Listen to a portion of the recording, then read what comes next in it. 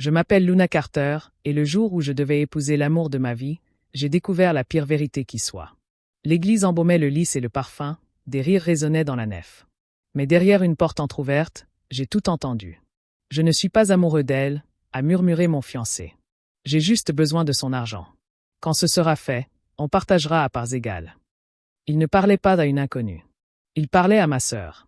Pendant 3 secondes, j'ai eu le souffle coupé. Le monde s'est effondré, la musique s'est tue, et le diamant à mon doigt m'a soudain paru être une chaîne. Mais je n'ai pas crié. Je n'ai pas pleuré. J'ai souri, je me suis éloigné et j'ai passé un coup de fil. Alors, quand le pasteur a demandé quelques minutes plus tard, « Y a-t-il des objections ?» je me suis levé. Et c'est là que le mariage a viré au cauchemar. Tout le monde disait « La matinée de votre mariage sera magique ». Pour moi, c'était comme une mise en scène. Chaque sourire répété, chaque détail peaufiné à la perfection. La maquilleuse fredonnait des chansons d'amour. Les demoiselles d'honneur voletaient autour de moi comme des papillons.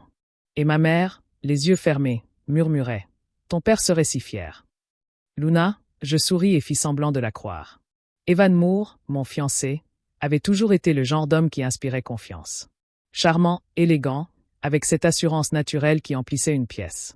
Nous nous étions rencontrés lors d'un gala de charité l'été précédent. Il avait ri à mes blagues sèches, se souvenait de mon vin préféré et avait même fait du bénévolat pour la fondation de mon père. En quelques mois, il avait conquis le cœur de tous, même celui de mon frère aîné, Noah, pourtant sceptique. Et pourtant, il y avait toujours quelque chose chez lui que je n'arrivais pas à cerner. Quelque chose de trop parfait. Une fois, ma sœur Harper m'en avait parlé et avait ri. « Tu te prends trop la tête », m'avait-elle dit en déboutonnant ma robe de mariée ce matin-là. « Il t'adore. Tu ne peux pas être heureuse, juste une fois ?» J'avais hoché la tête, même si quelque chose en moi se tordait. Harper était radieuse ce matin-là, vêtue de 2 robes rose pâle, les cheveux relevés en de jolies perles. Elle se pencha et ajusta mon voile, les doigts tremblants. « Tu mérites cette journée, » murmura-t-elle. Vraiment. C'est fou comme la trahison se déguise toujours en amour. Au fil de la matinée, tout le monde entrait et sortait de ma loge. Photographes, demoiselles d'honneur, traiteurs avec leurs coupes de champagne. L'atmosphère était électrique, mais je ne parvenais pas à me débarrasser de cette lourdeur qui pesait sur mes côtes. Peut-être était-ce le trac. Peut-être était-ce l'instinct. Evan s'arrêta juste avant la cérémonie et rompit avec la tradition. Je n'en pouvais plus d'attendre, dit-il avec son sourire convenu. Il m'embrassa le front, son parfum à la fois vif et sucré. Dans quelques minutes, tu seras Madame Moore. Madame Moore. Le nom sonnait déjà creux. Tandis qu'il partait, je fixais mon reflet dans le miroir. La robe de satin, les perles, les fleurs. J'avais l'impression de regarder le film de quelqu'un d'autre. Une scène parfaite, bâtie sur des failles invisibles aux yeux de tous. Harper revint, feignant de s'assurer que tout allait bien, mais elle semblait distraite, le regard fixé sur la porte, se mordant la lèvre. « Tout va bien ?» demandai-je.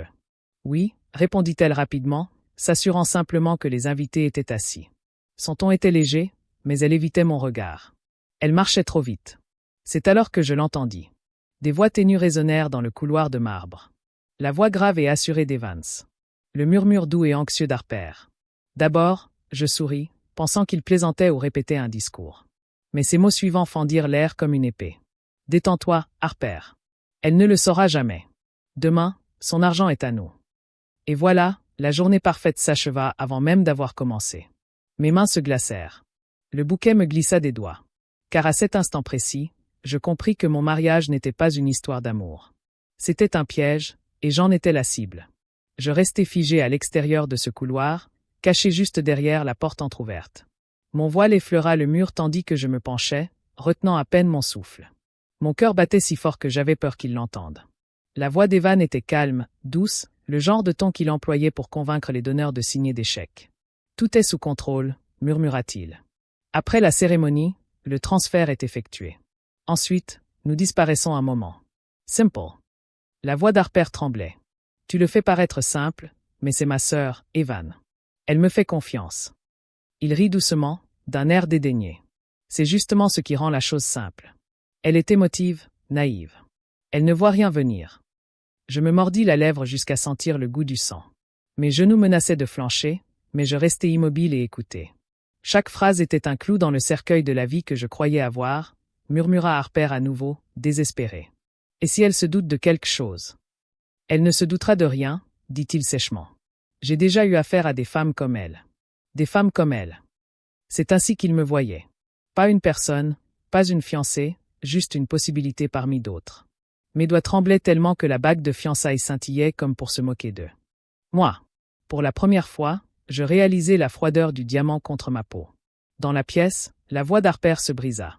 Je ne peux pas continuer comme ça, Evan. On devrait peut-être lui dire. Lui dire. Il rit de nouveau, d'un rire plus froid cette fois. Et tout perdre. Tu es déjà allé trop loin, Harper. Un silence pesant et suffocant s'installa. Je les imaginais proches l'un de l'autre. Peut-être sa main sur son bras, comme il tenait la mienne autrefois. J'eus la nausée. À cet instant, quelque chose en moi se divisa entre l'envie de m'effondrer et la soif de justice. Je reculai silencieusement d'un pas, puis d'un autre. Le bruit de mes talons résonna comme un métronome de trahison. Ma vision se brouilla, mais une pensée claire s'éclaircit dans mon esprit. Je ne les laisserai pas gagner. Je me précipitai dans une pièce vide, pressai ma main contre ma poitrine et me forçai à respirer. J'ai alors sorti mon téléphone. Mes mains tremblaient tandis que je faisais défiler mes contacts jusqu'à trouver son nom. L'inspectrice Maria Hay. Elle avait enquêté sur la société Evans il y a des mois pour fraude financière, avant qu'il ne s'en tire. J'ai hésité un instant, puis j'ai appuyé sur le bouton d'appel. « Maria, c'est Luna », ai-je dit, la voix brisée mais suffisamment assurée pour être comprise. « Luna, ça va ?»« Non, mais ça va. Je viens d'apprendre que mon fiancé et ma sœur préparent quelque chose. » « Quelque chose de criminel. »« Non. » Son ton a changé instantanément. « Ne les confronte pas. Reste calme. Je serai là avant la cérémonie. » Après avoir raccroché, j'ai contemplé mon reflet dans un miroir encadré. Mon mascara n'avait pas coulé. Mon rouge à lèvres était toujours impeccable. À l'extérieur, j'avais l'air d'une mariée, mais à l'intérieur, je m'étais déjà transformée en toute autre chose. Une femme prête à en découdre. Quand je suis retournée dans la suite nuptiale, tout le monde a vu une mariée radieuse. Personne n'a remarqué mes mains qui tremblaient dans le bouquet. Ma mère jouait avec ma robe. L'organisatrice ajusta le train, et Harper, douce et coupable, revint, les yeux rouges et un sourire forcé. « Tout est prêt », dit-elle doucement. « Bien », répondis-je en forçant mes lèvres à esquisser un sourire. Tout doit être parfait, et ça le serait, mais pas comme elle l'avait imaginé. Je regardai ma montre. 30 minutes avant la cérémonie. Mon pouls battait la chamade au rythme des secondes. Chaque bruit était un éclat de rire amplifié. Des pas, l'orgue qui résonnait faiblement depuis la chapelle. Dehors, Evan saluait les invités, jouant les parfaits gentlemen. Je l'aperçus par la fenêtre, son bras autour de ma tante, son sourire charmeur qui trompait tout le monde. Le même sourire avec lequel il avait volé la confiance de ma sœur, et presque mon avenir. Mon téléphone vibra. Un SMS de l'inspectrice Maria Hay. En position, ne bougez pas avant mon signal. Je bougerai dès qu'il sera connecté. J'expirai lentement. Le piège était tendu. Un instant, j'ai presque éprouvé de la pitié. Non pas pour Evan, qui s'était enfermé dans sa cage, mais pour Harper. Ma sœur, celle qui m'avait confié des secrets pendant notre siège sous les couvertures, celle qui avait pleuré à la mort de papa, celle qui m'avait juré de toujours me protéger. À présent, elle se tenait derrière moi, ajustant de nouveau mon voile, ses mains tremblant tellement que je le sentais à travers le tissu. « Harper », dis-je doucement, croisant son reflet dans le miroir. « Ça va. »« Bien sûr », murmura-t-elle trop vite. « Pourquoi ça n'irait pas ?» Nos regards se croisèrent dans le miroir, les siens emplis de panique, consciente de quelque chose qu'elle ne pouvait encore nommer. Puis je souris, calmement, d'un air détaché. « Tu as raison. Tout va bien. » Elle tressaillit lorsque la coordinatrice frappa à la porte et annonça que c'était le moment. Mon cœur se calma. Le poids de la robe ne me gênait plus. C'était comme une armure. Harper s'assit derrière moi, serrant contre elle le bouquet qu'elle tiendrait pendant la cérémonie. Ma mère m'embrassa sur la joue. « Tu es magnifique, ma chérie. »« Merci, maman, » murmurai-je. « J'espère seulement que cette journée se terminera comme il se doit. » Les portes doubles de la chapelle se dressaient devant moi, luisantes sous les vitraux. J'entendais le murmure des invités, le bruissement des robes, le claquement des chaussures cirées. En sortant de mon sac le vieux mouchoir de mariage de mon père, je murmurai doucement. « Pour toi, papa.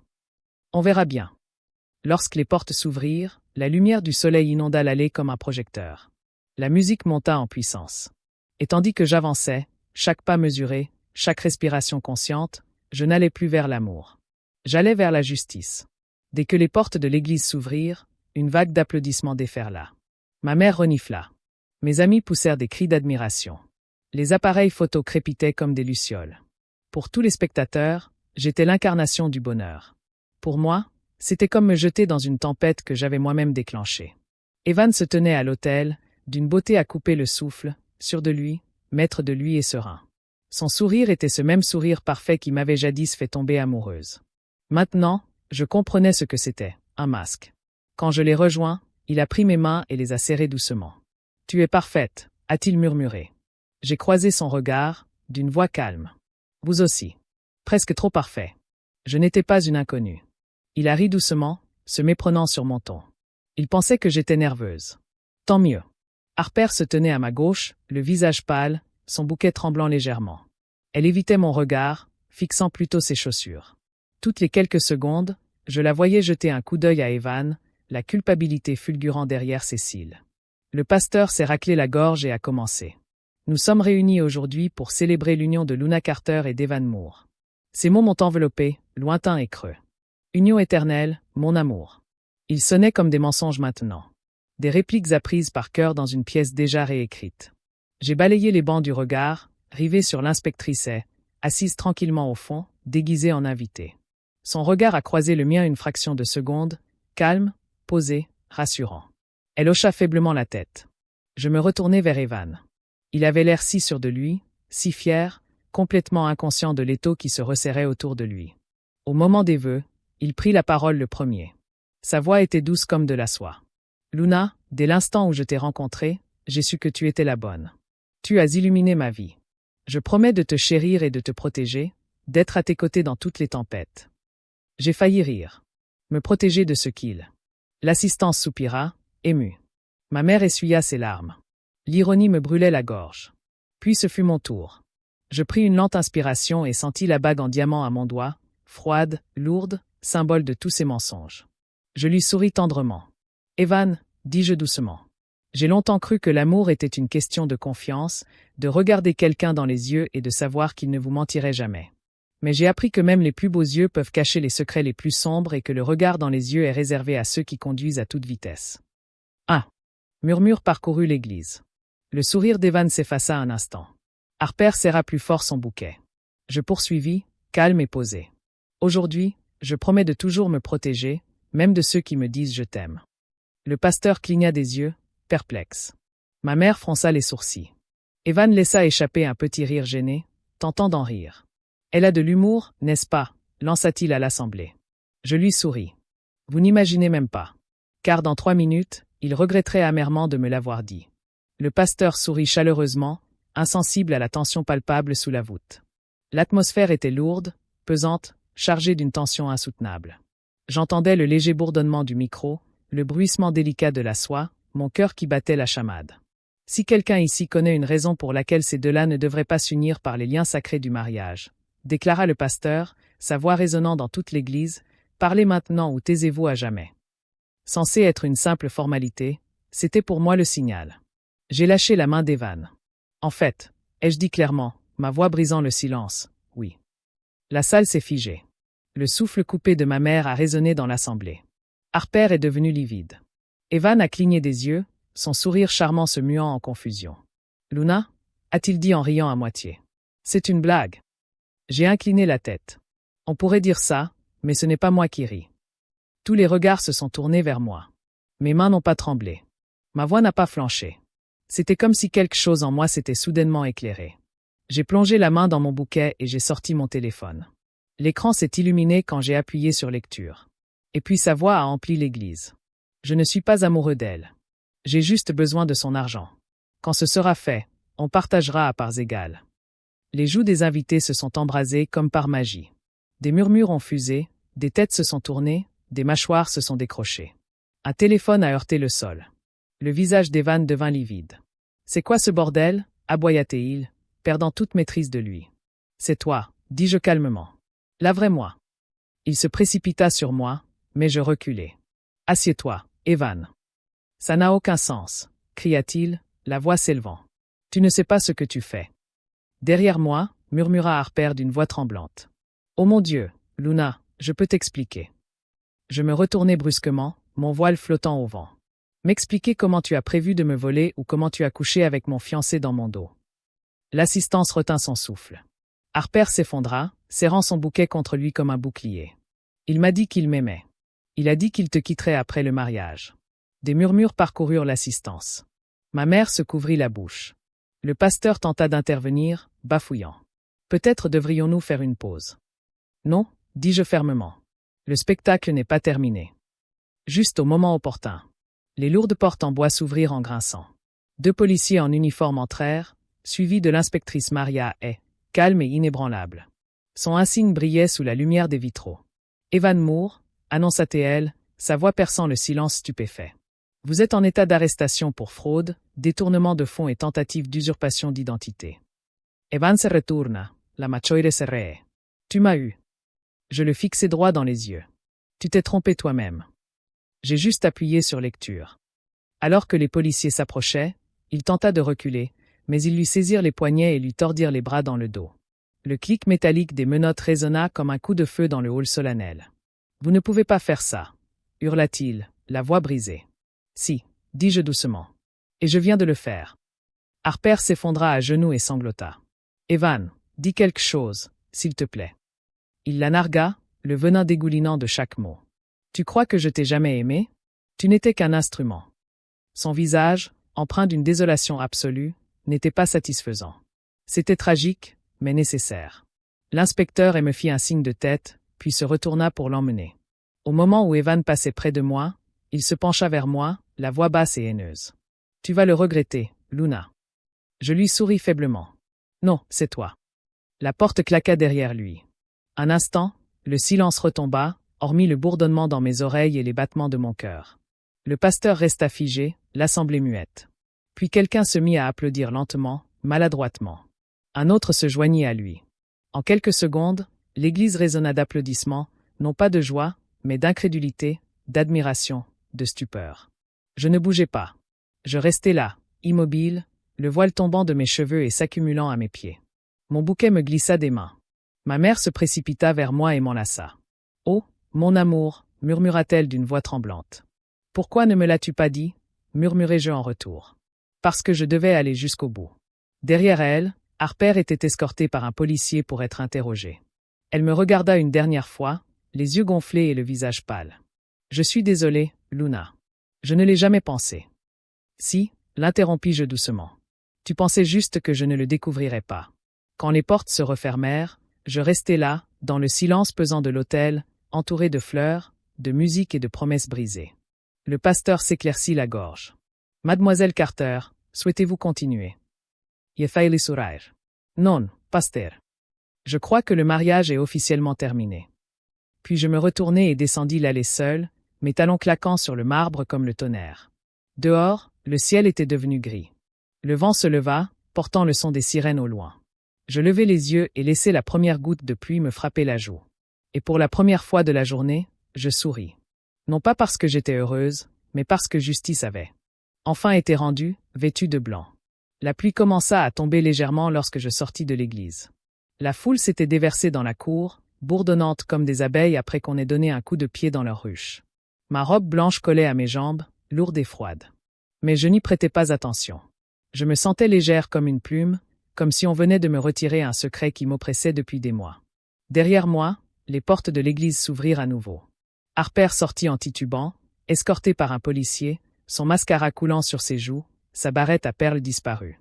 Elle me regarda comme une noyée regarde le rivage, désespérée, sans espoir, tendant le bras. « Luna, s'il te plaît, écoute-moi » sanglota-t-elle. « Pourquoi faire ?» demandai-je doucement. « Pour un autre mensonge. » Elle secoua la tête, les épaules tremblantes. « Il a dit qu'il m'aimait. Il a dit que tu t'en fichais. Que tu l'as épousé pour le statut, pas par amour. J.I. Reducement, amerement. Alors tu m'as trahi parce qu'un homme t'a raconté une histoire qui t'a fait te sentir spécial. » Harper s'est effondré à genoux sur les marches de pierre mouillée. « Je ne savais pas, Luna. Je ne savais pas qu'il irait aussi loin. Je l'ai fixé du regard, ma sœur, mon sang, et j'ai ressenti une douleur plus profonde que la colère. Tu en savais assez. » ai-je fini par dire. Tu n'as tout simplement pas arrêté. Le policier s'est raclé la gorge avec précaution et m'a demandé si je voulais porter plainte contre elle pour complicité. J'ai hésité, la pluie ruisselant de mon voile sur mes mains. Harper a levé les yeux, terrifié. « S'il vous plaît, a-t-elle murmuré. Je suis tellement désolée. Pendant un long moment, je n'ai pas pu parler. Mon cœur hurlait. Oui, quelle paix. Mais je me suis alors souvenu des paroles de mon père. La vengeance ne guérit rien. Ça ne fait que troquer ta tranquillité contre la leur. Je me suis tourné vers le policier. Pas de poursuite, ai-je dit doucement. Elle se punira suffisamment. Il a hoché la tête et a aidé Harper à se relever. Elle a de nouveau éclaté en sanglots, mais je n'ai pas pu la consoler. Je n'avais plus de réconfort à lui offrir. À l'intérieur, un silence gêné régnait parmi les invités. Le quatuor à cordes avait cessé de jouer depuis des heures, mais l'écho du mariage avorté planait encore. Ma mère était assise près du premier banc, les mains tremblantes, serrant son chapelet. Quand elle m'a vu, elle s'est levée et a descendu lentement l'allée. Son visage était pâle, mais ses yeux brûlaient de fierté et de chagrin. « Tu as bien fait », a-t-elle murmuré en m'enlaçant. « Alors pourquoi est-ce que ça te paraît si mal » ai-je murmuré contre son épaule. Elle s'est écartée et a écarté une mèche de cheveux mouillés de mon visage. Parce que faire ce qui est juste fait toujours mal au début. J'ai hoché la tête, incapable de retenir plus longtemps mes larmes. Elle se mêlait à la pluie et coulait sur mes joues tandis que les invités défilaient devant nous, murmurant des mots comme « courageuse »,« déchirante »,« incroyable ». Quand la dernière personne fut partie, il ne restait plus que l'écho de mes pas. Je me suis de nouveau tenu devant l'autel, là où commencerait mon éternité. Les fleurs étaient suspendues, les bougies encore fumantes, les allées vides s'étendaient devant moi comme un chemin que je devrais parcourir seul. J'ai enlevé ma bague de fiançailles et l'ai déposée sur l'autel. Ici repose ce qui n'a jamais été réel, ai-je murmuré. Puis je me suis retourné et suis sorti pieds nus, ma robe traînant dans les flaques d'eau, les cloches de l'église sonnant derrière moi, non pas pour un mariage, mais pour des funérailles. Dehors, l'inspectrice attendait près de sa voiture. Elle m'a tendu sa carte de visite. S'il essaie de vous recontacter, appelez-moi. Il ne le fera pas, ai-je répondu. Il a déjà tout perdu. Elle a hoché la tête et a examiné mon visage. Vous êtes plus forte que vous ne le pensez, Luna. Tandis qu'elle s'éloignait en voiture, j'ai levé les yeux vers le ciel gris. Pour la première fois depuis des heures, j'ai pu respirer. L'orage s'était calmé, mais le silence qu'il avait laissé était assourdissant. 6 mois s'étaient écoulés depuis ce jour. Pourtant, parfois, j'entendais encore l'écho des cloches de l'église dans mes rêves. Elle ne sonnait plus comme une fête. Elle sonnait comme un avertissement. La vie à Charleston avait retrouvé son calme. Les journaux avaient oublié le marié en fuite rattrapé à l'hôtel, et les ragots s'étaient enfin tus. Les gens avaient cessé de chuchoter quand j'entrais dans les cafés. Mon nom n'était plus à la une, juste une anecdote dont on se souvenait vaguement en évoquant ce scandale de mariage. J'avais vendu la robe, donné les fleurs, rendu les alliances, mais les souvenirs avaient du mal à s'estomper. Evan Moore était désormais le prisonnier numéro 41 792 au pénitencier d'État. Le procès avait été public, humiliant et interminable. Il s'était avéré qu'il avait trompé 3 autres femmes avant moi, toutes ruinées et honteuses. Harper avait témoigné contre lui, la voix tremblante. Elle a lu les SMS qui prouvaient sa manipulation. Je n'étais pas allé au tribunal. Je n'avais pas besoin de le voir perdre sa liberté. J'avais déjà récupéré la mienne. Un matin, j'ai trouvé une lettre dans ma boîte aux lettres. L'adresse de l'expéditeur m'a noué l'estomac. Pénitencier d'État de Caroline du Sud. Longtemps, je l'ai fixée du regard, me demandant si je devais la déchirer. Par curiosité ou par besoin de tourner la page.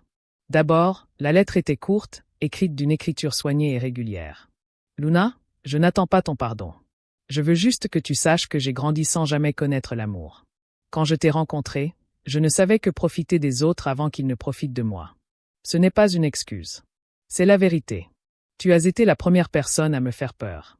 Non pas parce que tu m'as démasqué, mais parce que tu as percé mon secret. Je ne te hais pas pour ce qui s'est passé. Je t'envie. Dois partir, Evan. J'ai plié la lettre et l'ai mise dans une boîte à côté de la vieille horloge de mon père, non pas pour le garder près de moi, mais pour. Je me suis rappelé le chemin parcouru. Plus tard dans la soirée, Harper est arrivée chez moi. Elle avait changé, plus mince, plus âgée, son assurance d'antan désormais fragile. Elle suivait une thérapie pour tenter de se reconstruire. Je ne m'attends pas à ce que tu me pardonnes, a-t-elle dit doucement. Je voulais juste te dire que j'étais désolée encore une fois et que tu me manquais. Un instant, l'atmosphère entre nous était comme du verre, fragile, prêt à se briser. J'ai eu envie de claquer la porte, mais je me suis contenté de faire un pas de côté. Entre, ai-je dit. Il fait froid dehors. Nous sommes restés à 6 ans. Silence pendant un long moment. Pas d'excuses, pas de larmes, juste le silence, ce genre de silence qui suit la fin de la colère. Avant de partir, Harper s'est tourné vers moi, la voix tremblante. Comment fais-tu, Luna? Comment fais-tu pour continuer à te battre pour tout? J'ai regardé par la fenêtre où le soleil couchant se reflétait sur le port. Tu reconstruis, ai-je dit, morceau par morceau, même quand les fissures sont encore visibles. Cette nuit-là, pour la première fois depuis des mois, j'ai dormi sans rêver de cette église, car j'avais enfin cessé de revivre le jour de ma trahison et commencé à vivre la vie que j'avais choisie. Le printemps est revenu à Charleston, embaumant l'air du parfum des magnolias, doux, apaisant et nouveau. Le monde avait retrouvé ses couleurs et, pour la première fois depuis longtemps, je n'ai pas tressailli quand on a prononcé le mot « mariage ». Je suis retourné vivre dans la vieille maison de mon père au bord de la mer, celle qu'Evan avait jadis feint d'admirer pour son charme sentimental.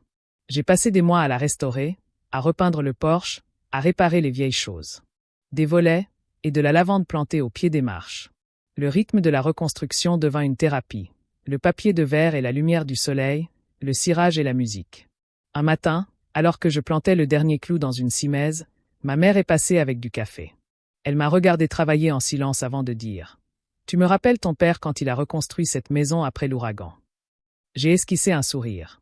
Il disait toujours « La solidité d'une fondation ne se mesure pas à ce qu'elle peut supporter, mais à ce qu'elle peut endurer. » Elle a acquiescé. « Tu en as enduré bien des choses, ma chérie. » Après son départ, je me suis assise sur les marches et j'ai contemplé les vagues.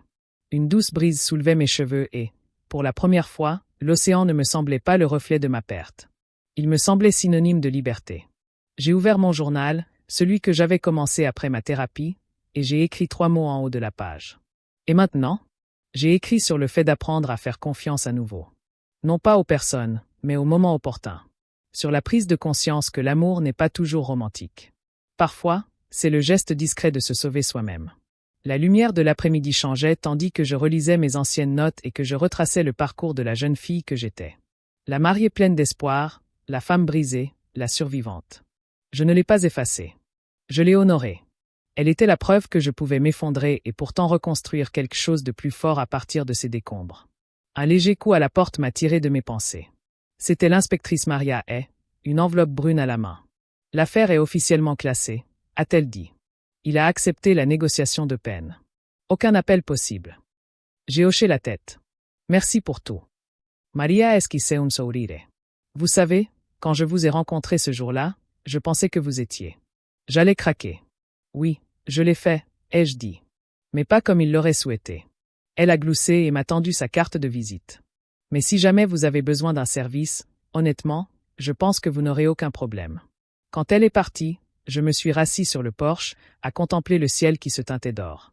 La brise marine portait le faible écho des rires d'un mariage sur la plage, tout près.